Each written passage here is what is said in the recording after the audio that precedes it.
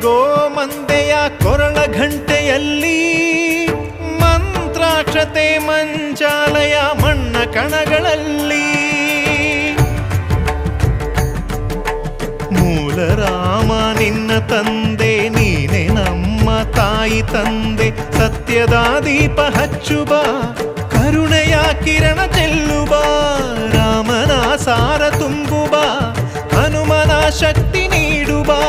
ಬೃಂದಾವನದಿ ನೆಲೆಸಿದ ಪೂಜನೆ ನಿನಗೆ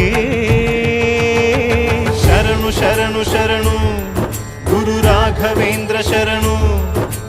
ಶರಣು ಶರಣು ಶರಣು ಗುರು ಸಾರ್ವಭೌಮ ಶರಣು.